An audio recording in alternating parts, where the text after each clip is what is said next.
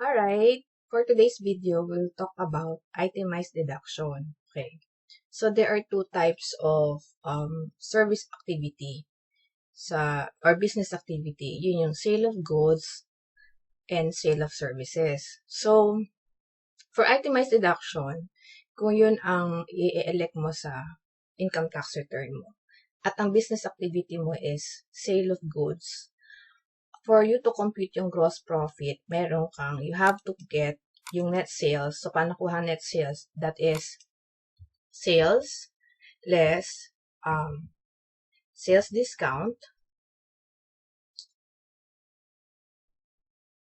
sales returns, and allowances. So, ang sagot dyan, net sales. Okay? Now, ang next is cost of goods sold. Ano naman yung cost of goods sold? Ito naman yung cost o yung puhunan na produktong binenta mo. At halimbawa, bumili ka ng item A, tapos, nung binili mo yung sa supplier, sabihin natin 5 pesos isa. Okay? At bumili ka 10 item.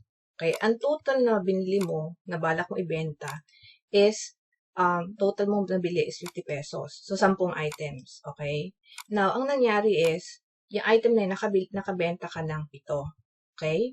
Pero, ang pagbenta mo nito, ang selling price mo is, sabihin natin, 13 pesos. Okay? So, ang total sales mo dyan, sabihin natin wala na lang solid para straightforward, 91 pesos. Okay? Kung 91 pesos ang sales mo, at ang cost mo sa isa is, sabihin natin 5 pesos, ito ang nabenta mo, pero ang cost mo rito is 5 pesos rather. Okay? 5 pesos. Ito yung cost mo. So, ang lumalabas dyan, ang cost of sales mo is 35 pesos. Right? Siya yung lumalabas mong cost of sales. So, ang gross profit mo would be 56 pesos. In tinatawag nating GP. Gross profit. Ito yung sales mo. Ito yung cost of sales mo. Alright? This is for service, rather for kung ang business activity mo is sale of goods. That's how it's being computed. Pero, madami pang discussion for cost of sales. Ginawa ko lang straightforward. Okay? Now, kung ang business activity mo naman is services, okay? Yung professional fees, for example, interior designer ka, doctor, engineer, accountant. So, yun yung professional fees. Yun yung charge mo doon sa clients mo. For example, per visit, mag-charge ka 5,000, 20,000, depende. So, yun ang professional fees mo. Yung professional fees na yun, or other fees, kung hindi naman directly related sa business mo, na for example, isa kang, for example, doktor, meron kang other fees. Di ba, ang doktor, ang pinaka-main activity niyan is to perform mga check-up sa mga patient, di ba? But what had happened is, meron ka on the side, merong nangyaring ganyan, nagbibenta, selling, pero di ba hindi naman yun pinaka-primary purpose mo, yung selling, nagbibenta ka halimbawa ng mga medicines, para halimbawa, mahirap ma-obtain yung mga medicines na yan sa mga ibang drugstores, pero ikaw, you were authorized to sell that medicines. Merong pharma company na nag-provide sa'yo ng ganong medicines, and you are licensed to sell those medicines. So, yun, yung other fees, no, maaaring from the sale of medicines. Yun ang other fees, okay? Relatively, pwede maglagay dito ng indirect materials related sa medicine, yung cost ng medicine, ito yun. Yung direct labor naman, assuming nag-hire ka because you perform that service, part of that is, nag-hire ka ng someone who can assist you. Pwedeng yung meron kang assistant to face yung mga patients, pwede yung direct labor kasi part yun ng service mo, di ba? Hindi ka naman makaka-operate kung ikaw lang, ikaw pa rin yung nasa front line. So, you'll hire a secretary. So, pwede mo ilagay dito yon as part of direct labor. Directly related siya sa professional service mo. So, for you to come up with a gross profit. If my question is it possible na merong revenues na walang cost of service? I think there will always be a cost of service doon sa professional fees. Okay? So, normally dyan, direct labor, direct material. So, you have to identify. Okay? So, that's the delineation between the two service activities or business activities, yung sale of goods and sale of services. Now, let's go into detail yung mga itemized deduction. Okay? Ito yung common itemized deductions na ma-encounter mo when you fill out tong itemized annual income tax return. So, we have amortization. Ano ba yung amortization? Ang amortization is, for example, meron kang pinagawang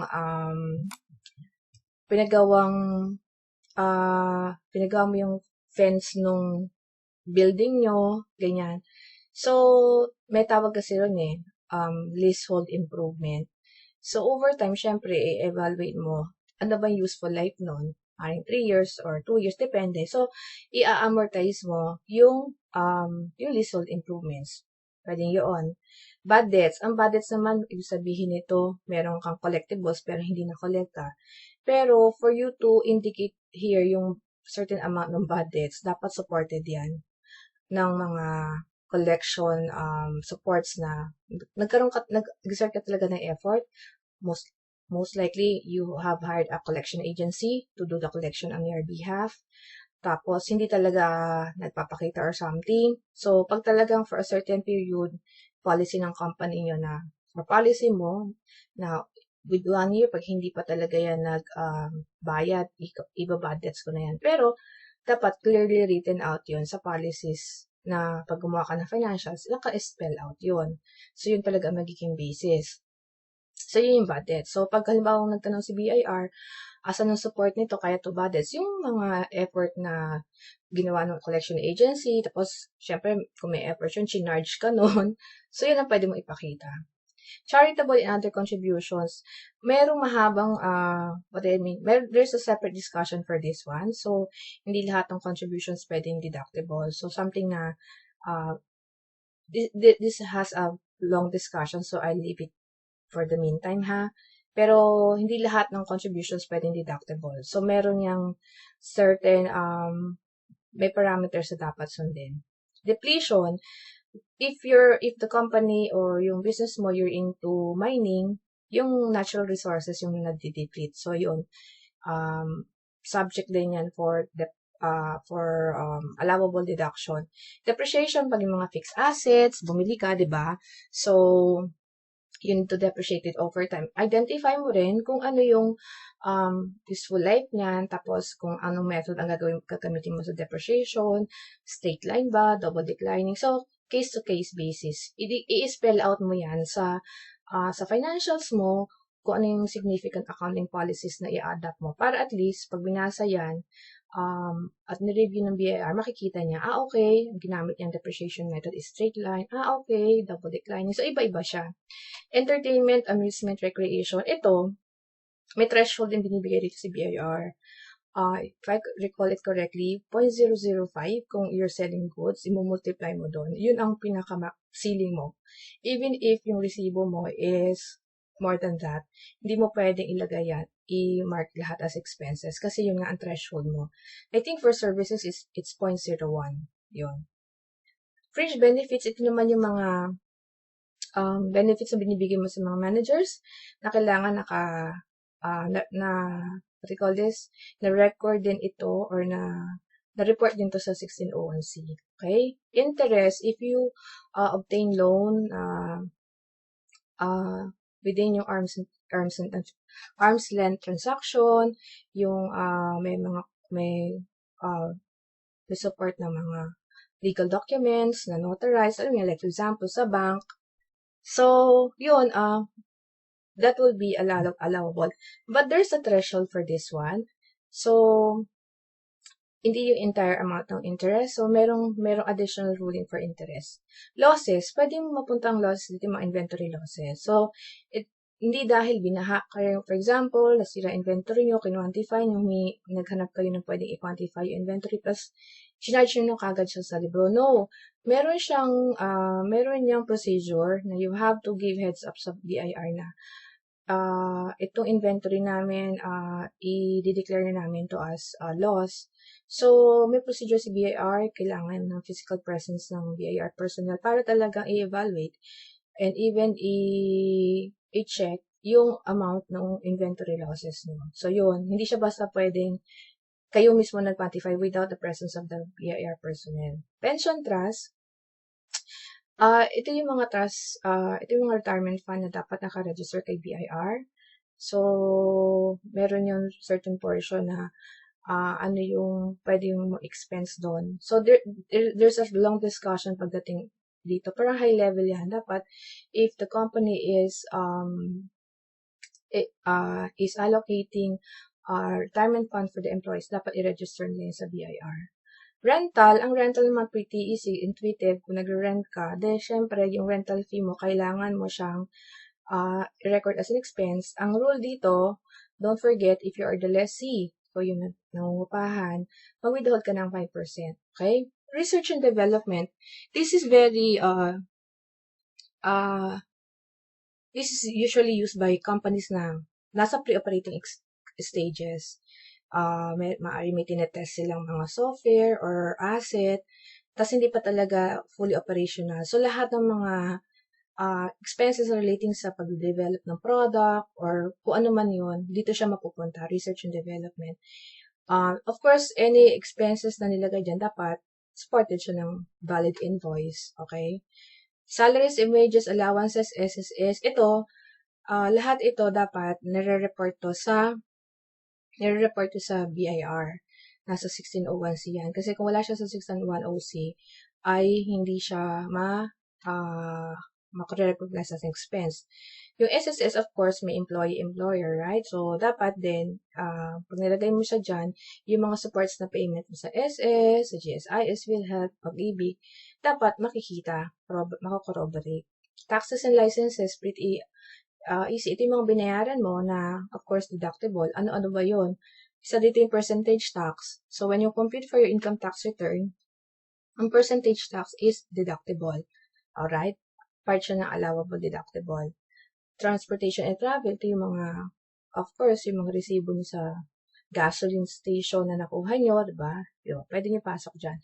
Janitor and messengerial services, okay? So, you hired a janitor to clean your space or yung premises nyo. So, yun, under contractor to eh. So, mapupunta siya dito. Dito nyo siya ilalagay. Professional fees, if you hired accountants to do your book, you sought advice from legal, diyan siya mapupunta. So, meron din yung mga, withhold ka if those professionals is earning less than 3 million, 5% withhold mo. If it's more than 3, 10%, okay? Security services, ito yung security guard na nagbabantay paari ng business place nyo. So, dyan nyo siya ilalagay. Any deductions or na hindi siya nakalagay dito, which you think should be included, lagay siya under letter D. So, sama-sama siya dyan. Kung isasama-sama dyan, dapat yan supported. Okay? So, like, or may separate schedule kayo para hindi kayo malito. Hindi ka lang basta maglalagay dyan ng miscellaneous. You have to clearly spell out ano talaga yung nature ng expense na yun. Alright?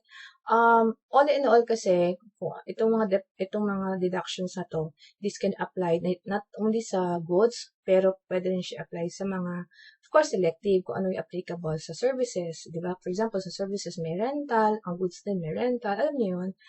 So, I'm just giving you some sort of an idea ano yung i-allow ni BIR na deduction. So, not all invoices na meron kayo, pwede niyang i-allow. Diba? So, yun nga sinasabi ko. Not all. A very classic example is representation. So, yun. So, dapat lahat ng nasinunod expenses dito mako-corroborate ng valid invoice. So, what do I mean by a valid invoice? Ang valid invoice is, first and foremost, sa face ng invoice, makikita mo may TIN, ng pangalan ng whoever is the company or person or owner. Tapos, sa lower left, makikita nyo rin dun yung parang authority to print, merong support or merong reference. So, yun masasabi na yun ay valid invoice. Pag wala ka napansin nun, parang tin lang, kasi pwede naman i-replicate medyo magduda ka, and you also have to ask, okay? Kasi at the end of the day, pag na-check to, check ni BIR, maghahanap siya ng supports at if sa inyo ipapakita natin, okay? So, I hope this helps. In my next video, I'll show paano naman mag-compute for itemized deduction on a quarter basis. Alright, thank you.